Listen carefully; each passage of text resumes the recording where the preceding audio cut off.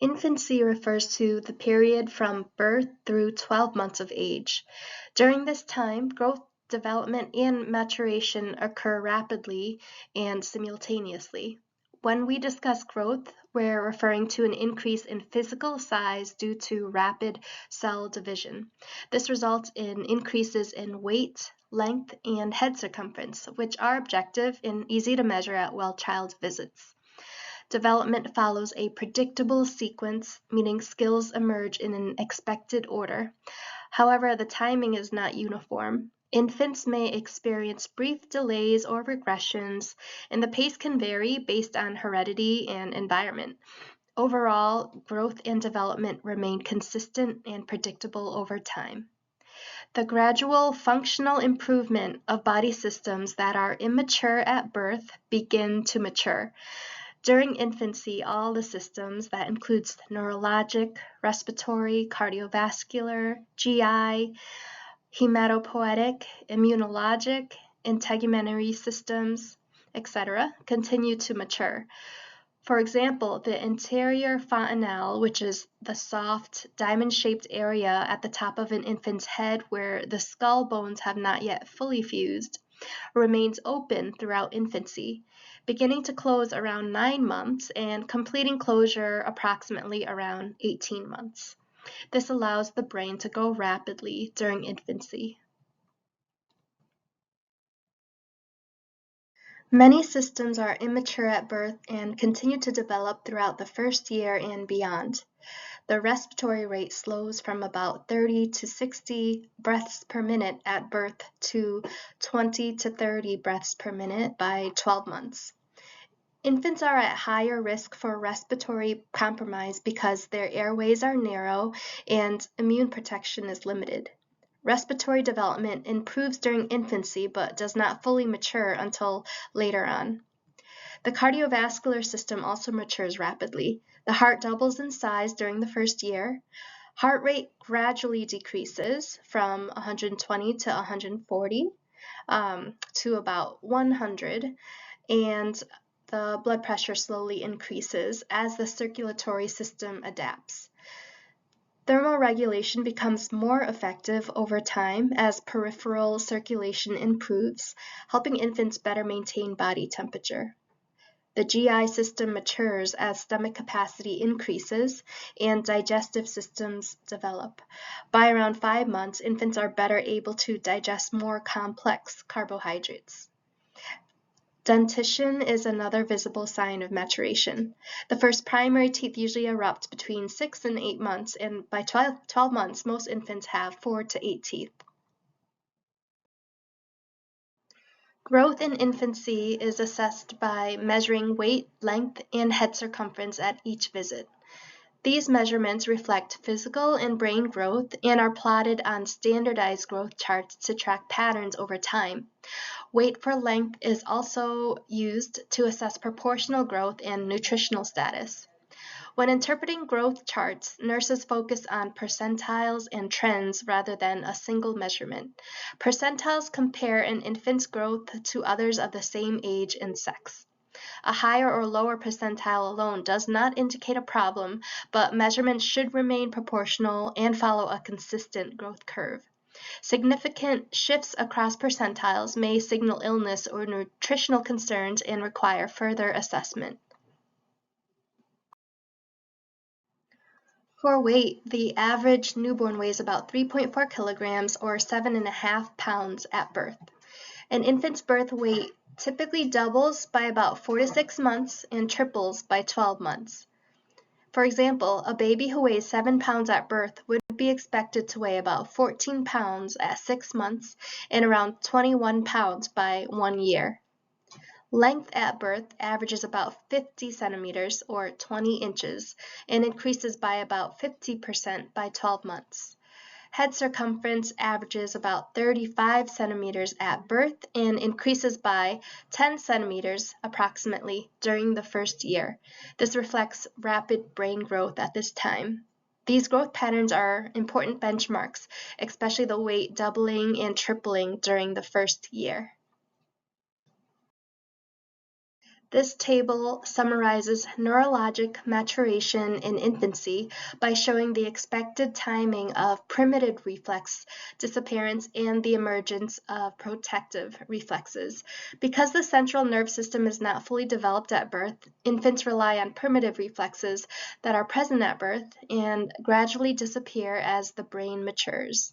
As primitive reflexes fade, protective reflexes begin to develop and persist into adulthood, helping maintain balance and safety. The image shown here is demonstrating the Moro reflex, which is present at birth but normally disappears around 4 months of age. It's sometimes called the startle reflex. When a baby feels a sudden movement or hears a loud noise, the baby throws the arms out to the sides, opens the hands, and then brings the arms back in toward the body. This reflex is present at birth and normally disappears by about 4 months of age. This is just a brief overview for now, so this concept is covered or has already been covered in more detail in maternity. This image shows the pattern of motor skill development in infancy. Gross motor skills develop in a cephalocaudal pattern, meaning control progresses from the head downward to the trunk and then the legs. For example, infants will gain head control before they can even sit, crawl, or walk. Fine motor skills develop in a proximo-distal pattern, meaning control moves from the center of the body outward toward the hands and fingers. Infants first gain control of their shoulders and arms before developing precise hands and finger movements. So that's again cephalocaudal, head to toe, and proximo-distal is from the center of the body to the peripheral area.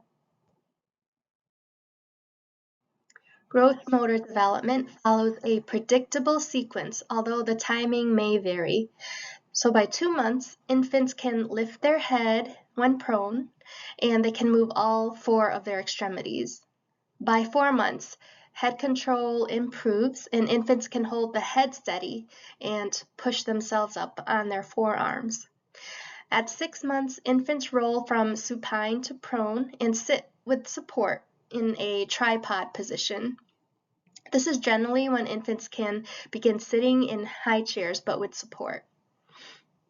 They can also use their arms to push up straight. So at 9 months, infants could sit unsupported.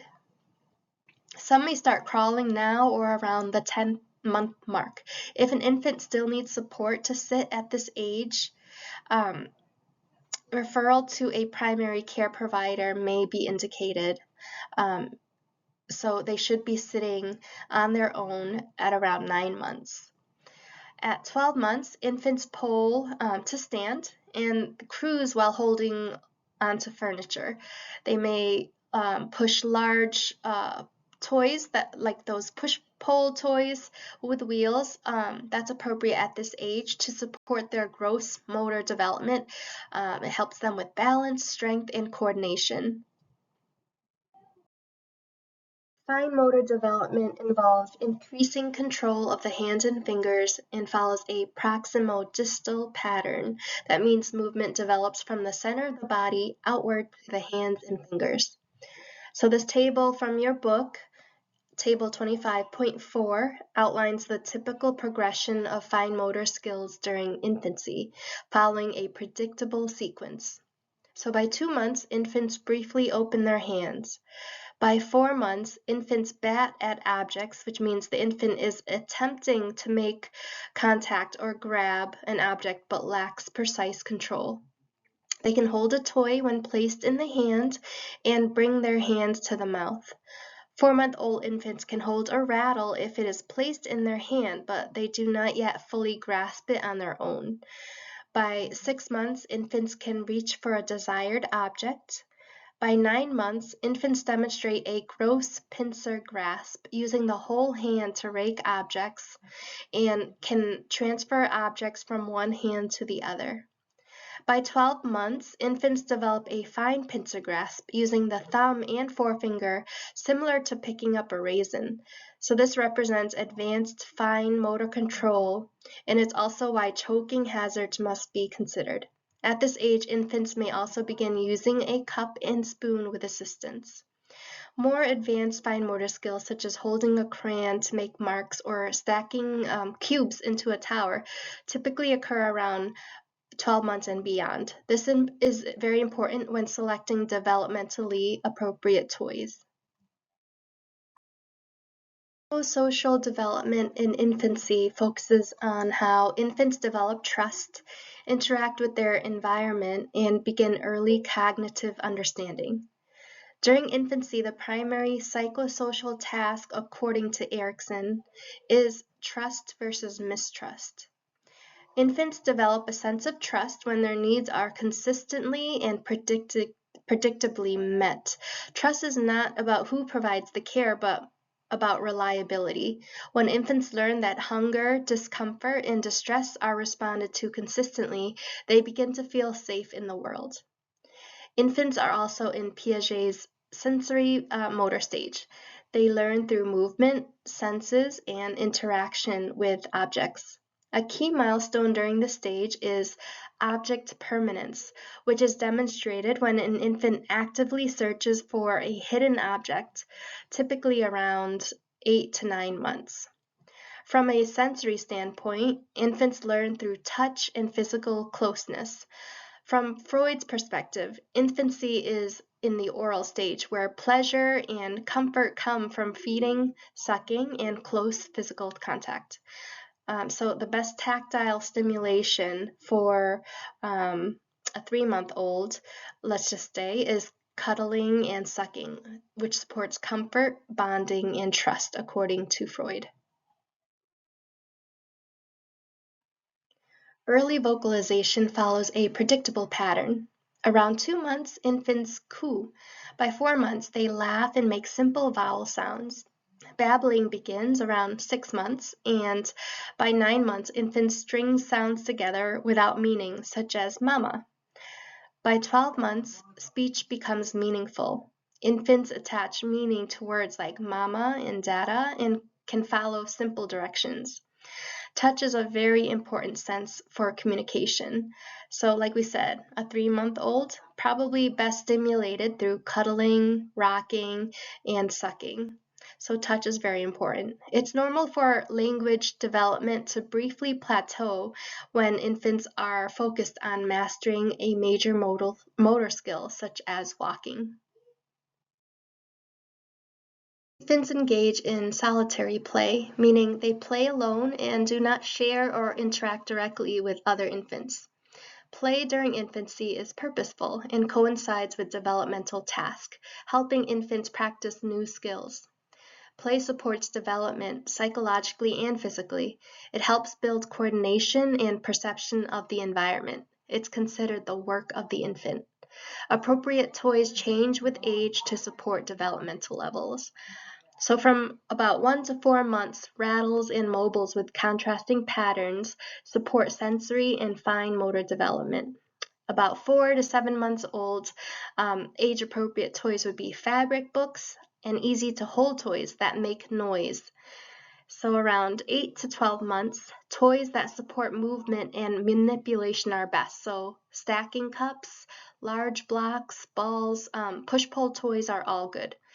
And then from a 12-month-old, the most appropriate play activity is probably the large push-pull toys because this promotes their gross motor skills such as standing, balancing, and cruising. Reading supports early brain and language development, so it's important to begin reading to the infant early on. When an infant is hospitalized, the best toy choice is the infant's favorite toy from home, as familiar objects provide comfort and security in an unfamiliar surrounding. Infant nutrition and feeding education are also guided by patterns of growth and development. Infants have high caloric needs due to rapid growth. Newborns require about 105 to 108 kilocalories per kilogram per day, which decreases to approximately 98 kilocalories per kilogram per day by 6 to 12 months.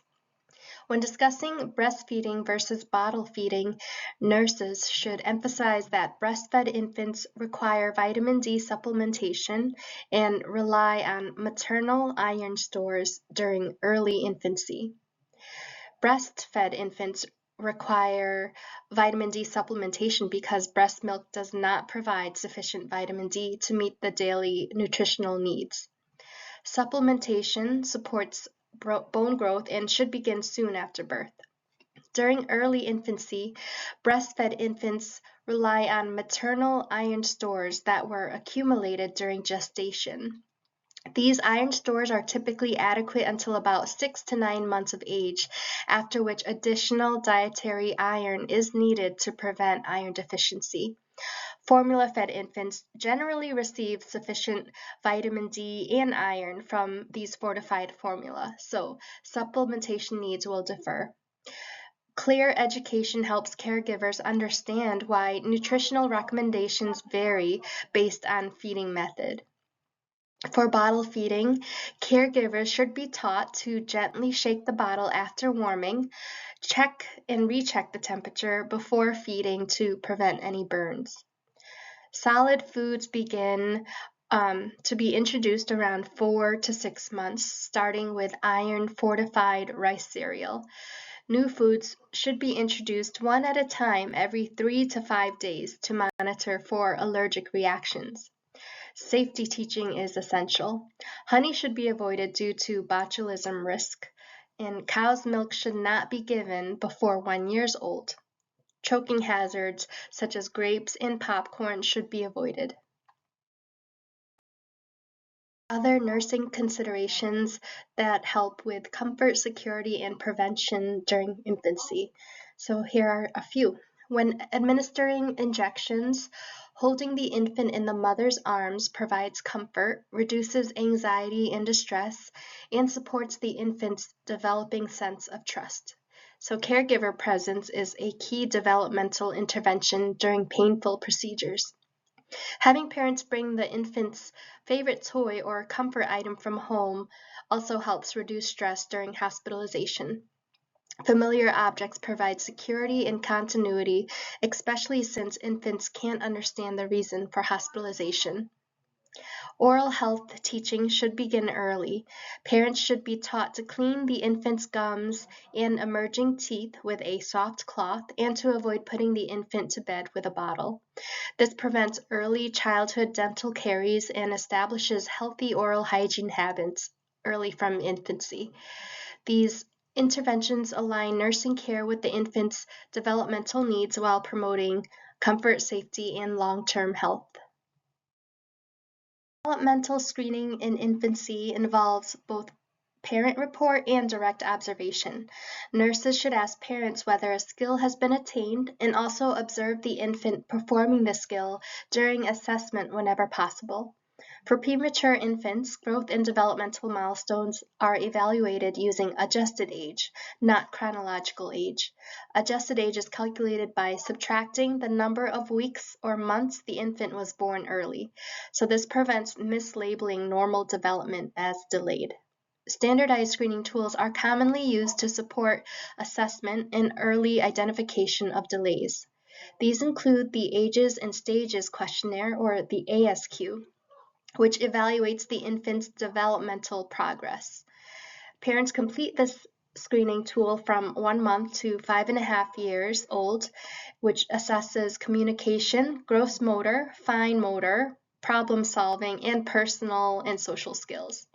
The Infant Toddler Checklist, or ITC, is a screening tool for children 9 to 24 months old, focusing on early communication, social interaction, and identification of autism or speech-language delays.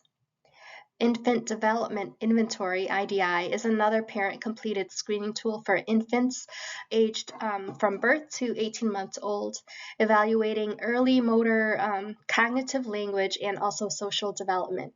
So these are all important screening tools, and early screening allows for timely referral and intervention when needed. Unit 6, Module 2 will discuss appropriate health promotion activities during infancy and related nursing implications. The goal of health promotion is to support the infant's rapid physical, motor, and social development through anticipatory guidance and nursing interventions.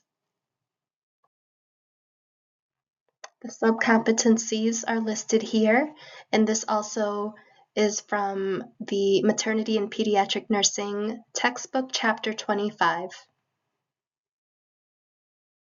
These are the rest of your subcompetencies, which include other health promotion activities. Stranger anxiety typically appears around 8 to 9 months of age.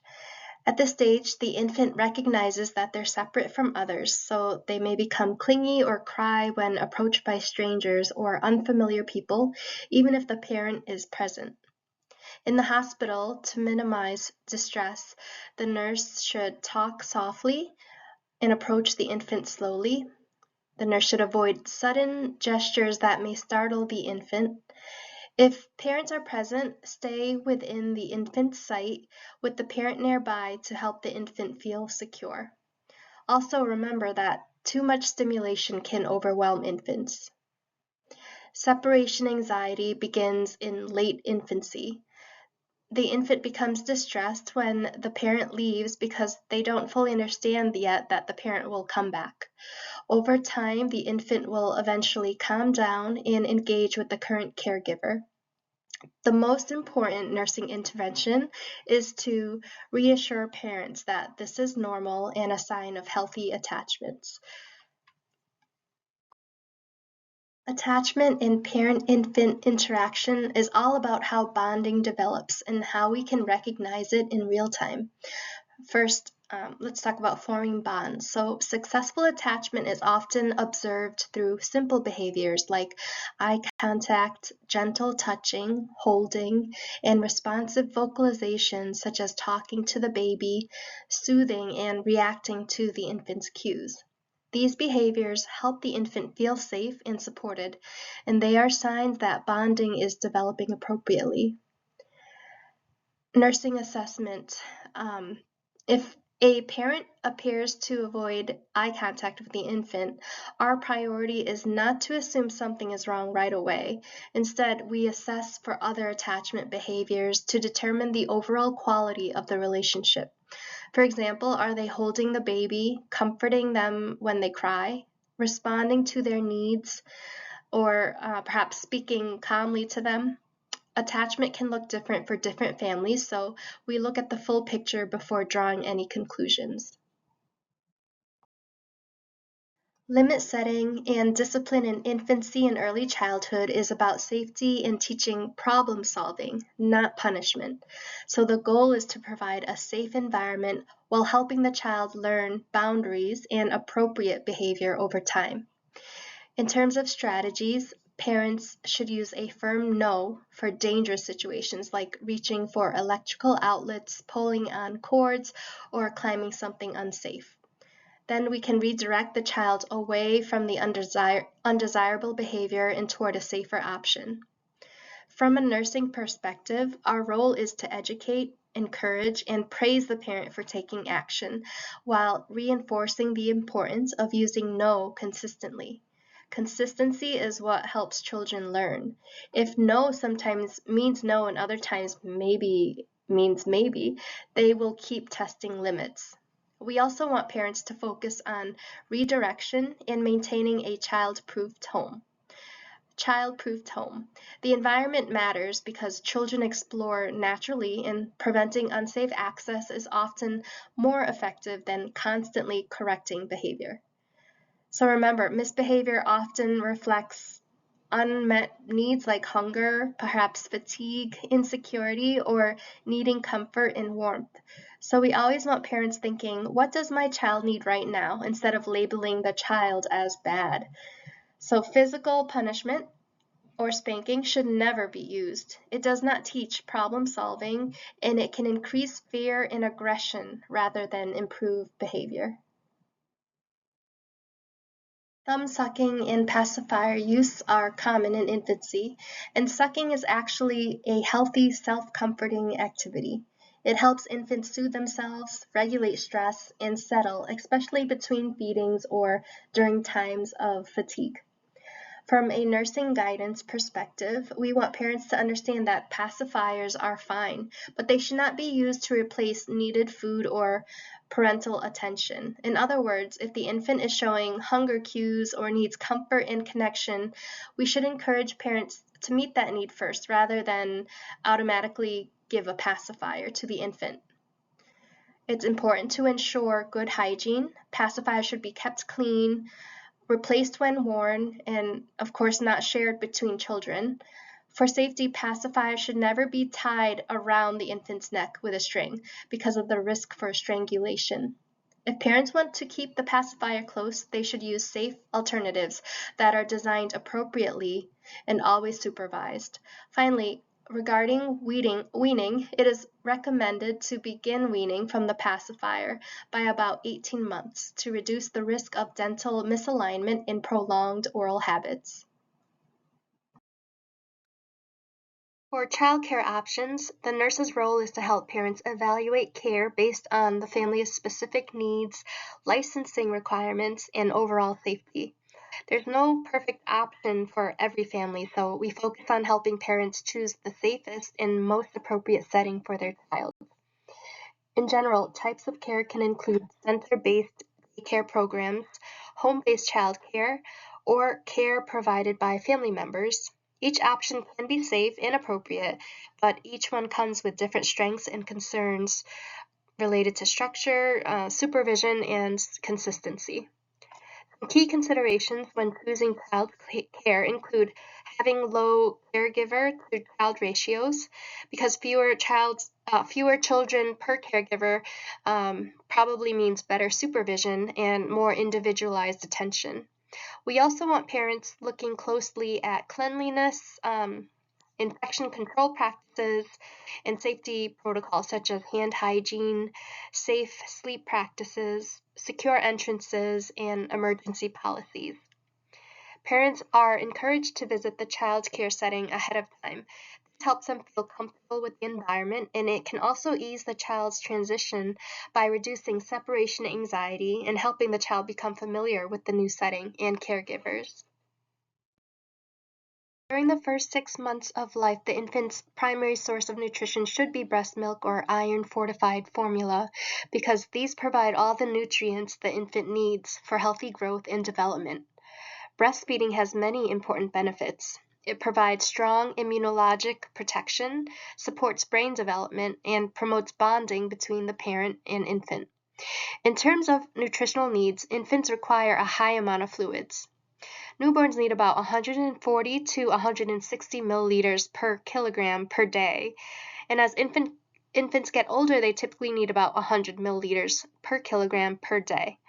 The infant may need more frequent feedings if he or she seems to be hungry all the time. We also want to teach families that infants should not be given supplemental water or any fruit juice in the first 6 months. Breast milk or formula is the appropriate fluid source at this age. If a parent discontinues breastfeeding before 6 months, let's say they stop at 5 months, the infant should be given commercial iron fortified formula, not cow's milk. Cow's milk doesn't meet infant nutritional needs and doesn't provide any appropriate iron. Finally, when parents ask about hunger cues, it's important to reinforce that if a young infant seems hungry all the time, the recommendation most likely is they need to increase the frequency of feedings rather than introducing solids early on. Solids aren't appropriate very young, less than about 6 months old, so frequent feeding is normal during growth spurts before then. When an infant is hospitalized, one of the best ways we can independently assess nutritional status is by daily weights. This gives us the clearest trend in intake, hydration, and the infant's overall growth.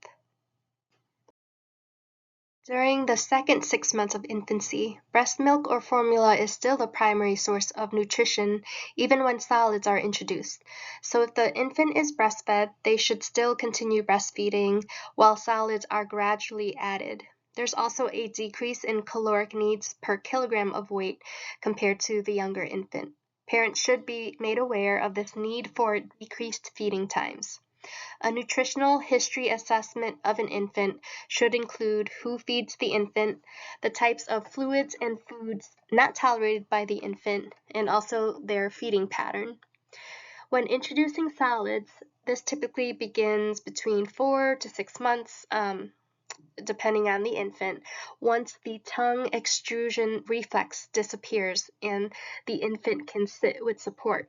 So those are key readiness signs because the infant needs to be able to move food safely to the back of the mouth and swallow effectively. In terms of sequence, it's recommended to start with iron fortified rice cereal mixed with breast milk or formula. After that, parents can introduce pureed vegetables first, then fruits. This helps infants become comfortable with different flavors and textures. An important teaching point is to wait 3 to 5 days between new foods. So this can help identify any potential food allergies or insensitivities that may be presented by rash, vomiting, diarrhea, or other signs of intolerance. By around 8 months, infants can usually begin soft and mashed foods like peas or small dissolvable finger foods like Cheerios, as long as they're developmentally ready and supervised closely to reduce the risk for choking. Around 10 to 12 months, pureed or mashed meats can be introduced to increase protein and iron intake. So when we think about determining nutritional status in a hospitalized or ill infant, the best independent nursing intervention is, again, to weigh the infant daily. So daily weights are one of the most accurate ways to monitor hydration status, nutritional status, and overall trends in growth. To prevent obesity, one of the most important teaching points is that parents should avoid forcing the infant to finish the bottle or the entire jar. Instead, we teach parents to follow the infant's cues for fullness. Infants can self-regulate intake when they are allowed to stop when they're satisfied. We also encourage parents to hold the infant during feedings. This supports bonding, but it also helps the parent learn the infant's hunger cues, such as turning away, slowing sucking if they're full, pushing the bottle away, or becoming distracted. Another important point is to avoid fruit juice. So juice adds extra sugar and calories without the same nutritional value as breast milk, formula, or whole natural foods, as it can increase the risk for excess weight gain and dental issues. As the infant approaches 12 months, growth starts to slow compared to the first 6 months, so caloric needs per kilogram decrease. This is why toddlers often seem to eat less than parents expect, and we reassure families that this is normal. During weaning from the bottle or breast, we should inform parents that cow's milk is not recommended until the infant is older than 1 year. So before age 12 months, infants should continue breast milk or commercial iron fortified formula as their main milk source. If a mother decides to discontinue breastfeeding, commercial iron fortified formula should be introduced before 12 months. To support the transition, parents can introduce a sippy cup around 6 to 8 months. This helps the infant practice cup drinking early, even while they still primarily rely on breast milk or formula. A helpful strategy is to gradually replace one feeding at a time every 5 to 7 days, usually the midday feeding first, with a cup. So this makes the change less stressful for both the infant and the parent and increases success with weaning. An abrupt weaning process may cause infants to cry often, or they may excessively suck their thumb, so weaning should be done gradually. Regarding elimination, stool patterns vary greatly as the infant develops. Frequent stools are common in the first month, and gradually the frequency will lessen. Constipation may also occur later on because muscle coordination is still immature for the baby, so the parent should be informed that this may be normal. In terms of sleep patterns, newborns can sleep anywhere from 10 to 19 hours a day, but their sleep is usually broken up into short periods. By about 12 months of age, infants typically sleep around 9 to 12 hours at night, along with 1 to 2 naps during the day. Although this can range, infants typically sleep through the night around 3 to 4 months. One of the most important teaching topics is that infants should always be placed on their back to sleep to reduce the risk of sudden infant death syndrome. The sleep surface should also be firm and free of loose items. That means no pillows, blankets, stuffed toys, or anything like that in the sleep space, because these increase the risk of suffocation.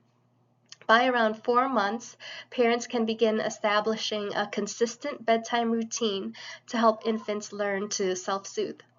A calm and quiet environment is helpful.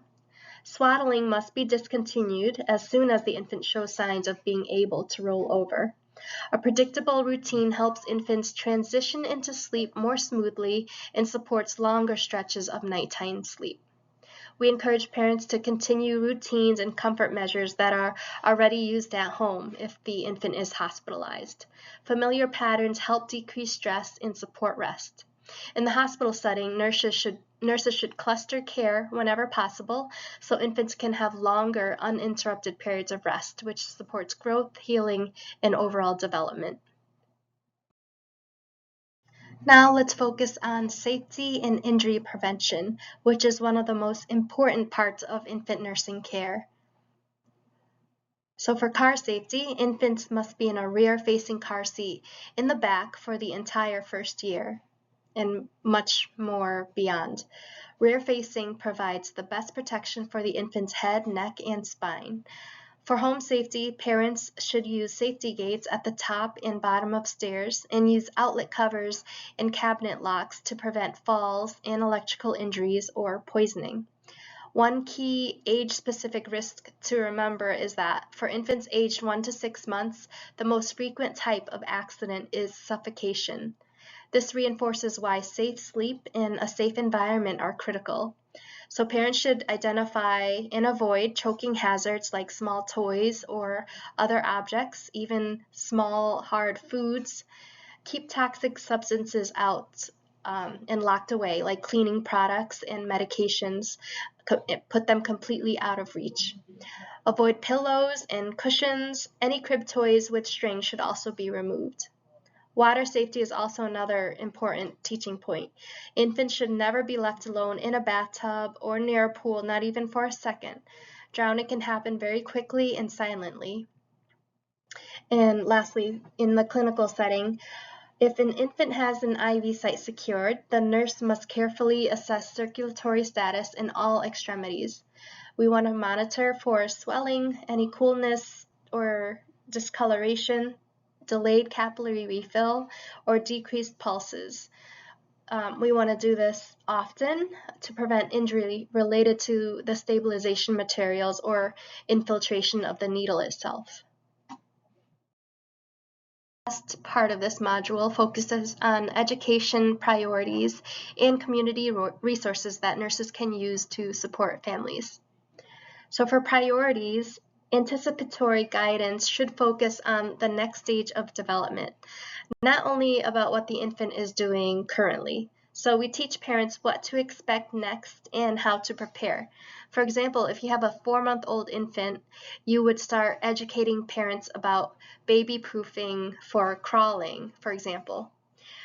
Because that milestone is approaching quickly and safety risk will increase once mobility begins. For resources, nurses should always know what community supports are available and refer families when appropriate. So WIC is a key resource for nutritional support, including access to infant formula and healthy foods. La Leche League is a great resource for breastfeeding education and ongoing breastfeeding support. And then the health department is an important resource for immunizations, routine screenings, developmental screenings that help identify delays early and can connect families with early intervention if needed. Unit 6, Module 3 is nursing care of the sick child. We'll talk about pediatric nursing in both the hospital and community settings. Please review your sub-competencies for this module. Your reading is Chapter 33 from your Maternity and Pediatric Nursing textbook.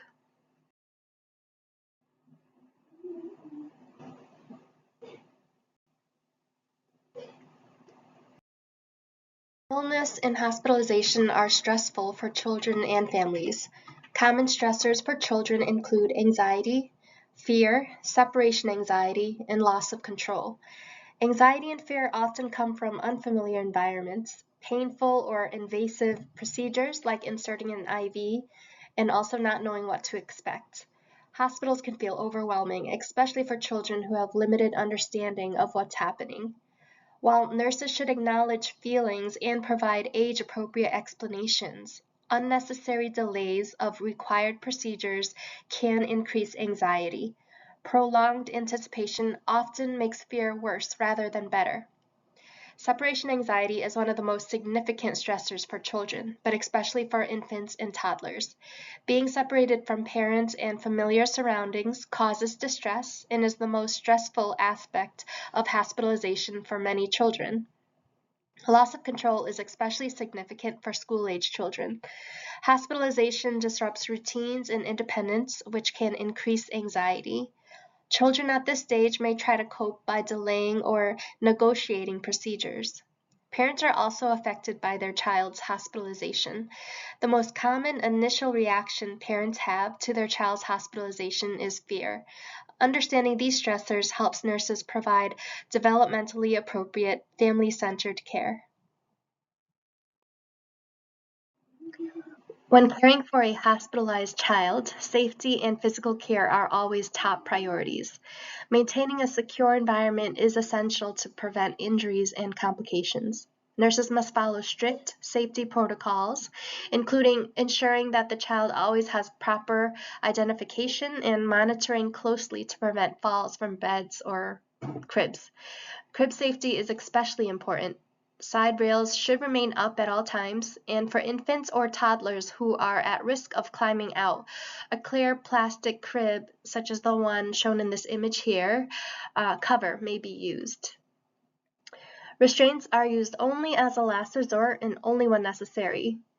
When restraints are required, they must be the least restrictive option and closely monitored to protect skin integrity and circulation.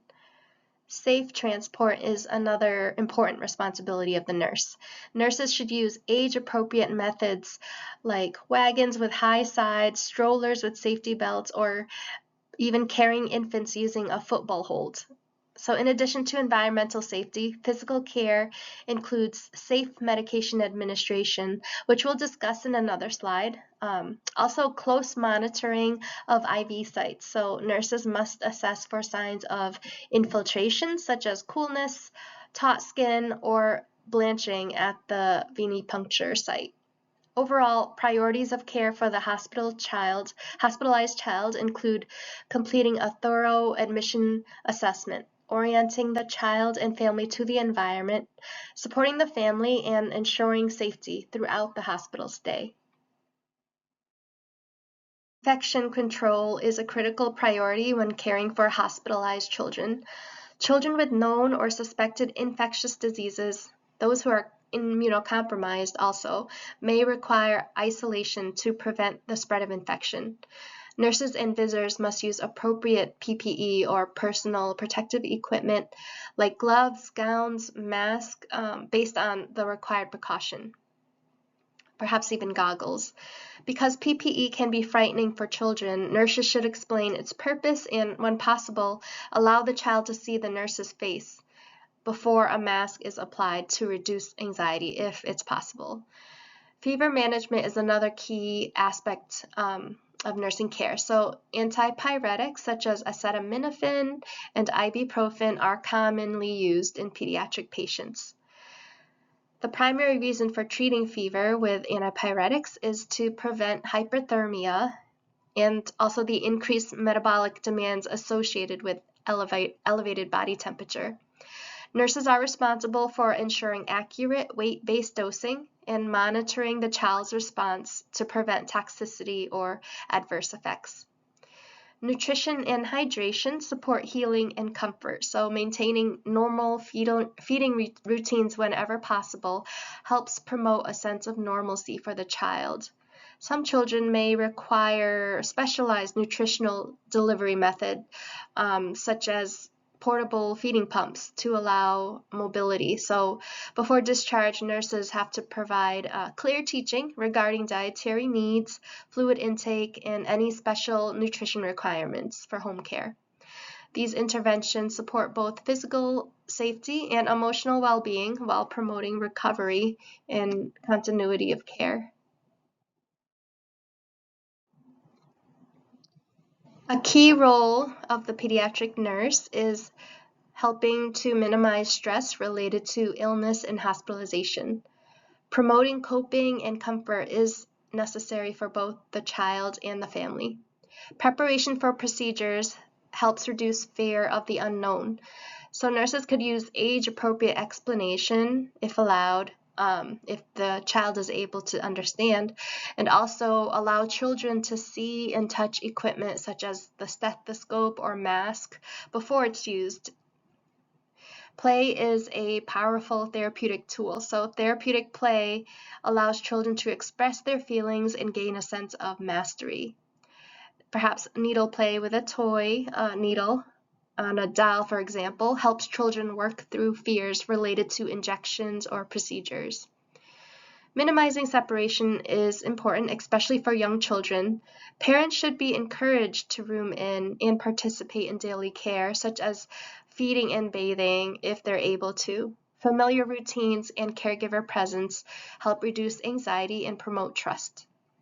The room environment also matters, so using a safe zone approach means avoiding painful procedures in a certain child's bed area or play area that's designated to help the child maintain a sense of security in those spaces.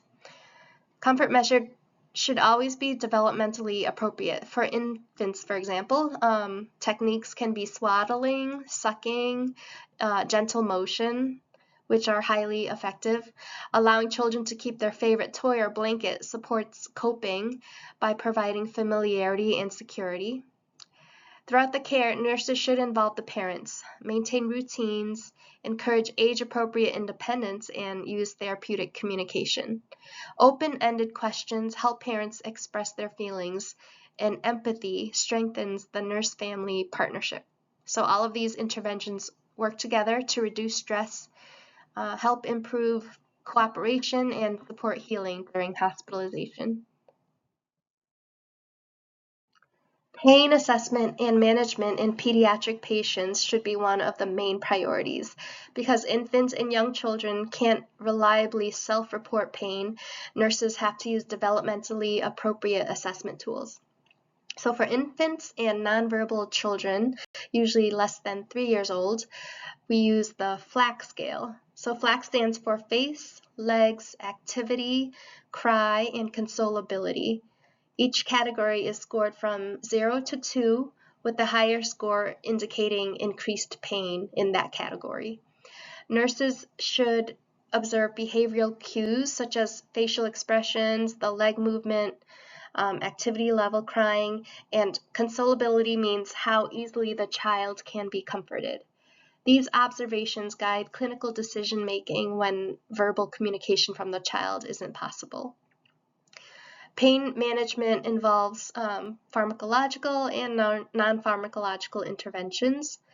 Tylenol and ibuprofen, again, not just for fever, but this can also be used for pain and is quite often ordered for pediatrics patients. So medications should be administered as prescribed. Comfort measures, as we discussed before, swaddling, perhaps distraction, maybe there's some toys they can play with. Caregiver presence could be used also whenever appropriate. So untreated pain in the child can lead to negative physiological responses. If in infants and children experiencing pain, nurses often see increases in heart rate, respiratory rate, and blood pressure as well. It's important to recognize that children do experience pain, but it's frequently undertreated. So accurate assessment of all of these that we just mentioned and timely intervention are essential to promote comfort, healing, and safety for the pediatric patient. For children older than 3 years, pain assessment can be self-reported. The Wong-Baker FACES pain rating scale is commonly used in this age group. The FACES scale allows children to point to the face that best represents how much they hurt, ranging from no pain to worst pain. This tool is effective because it matches the child's developmental ability to recognize and describe feelings using visual cues rather than numbers. So when children are able to self-report pain in this way, nurses should also include other physiological indicators. As we said, when a child is experiencing pain, expected findings may include an increase in heart rate, respiratory rate, and blood pressure. So we use both the child self-report and objective cues to allow a more accurate pain assessment so we can provide timely, appropriate pain management. When developing a nursing care plan for the pediatric patient, nurses follow the process of ADPI, so assessment, diagnosis, planning, and implementation, and then evaluation, of course. Each step must be developmentally appropriate and family-centered. Assessment is the foundation, so this includes a thorough physical assessment and relevant history.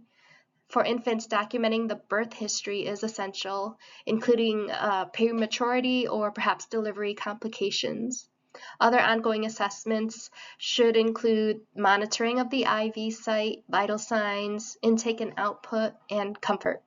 Based on assessment findings, nursing diagnoses are identified. Some common ones for pediatrics include anxiety related to the hospital environment or upcoming procedures, powerlessness, perhaps related to the healthcare environment and loss of control, interrupted family process, deficient knowledge are others regarding the diagnosis. Risk for caregiver role strain is also another one.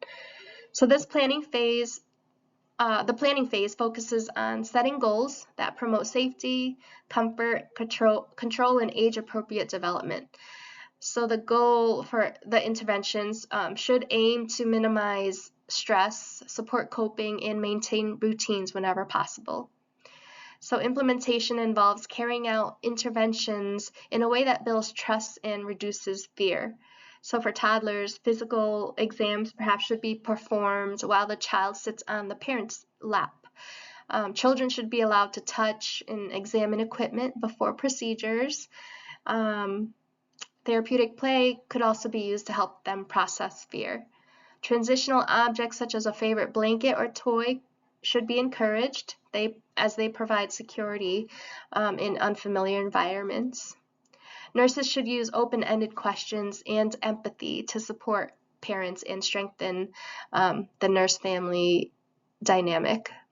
Throughout care, accurate teaching is essential, so nurses must ensure caregivers understand procedures such as medication administration, temperature assessment at home, specimen collection if needed. Discharge planning begins on admission and includes assessing family readiness, especially if a child is sent home and perhaps like on a ventilator and the child will be technology dependent.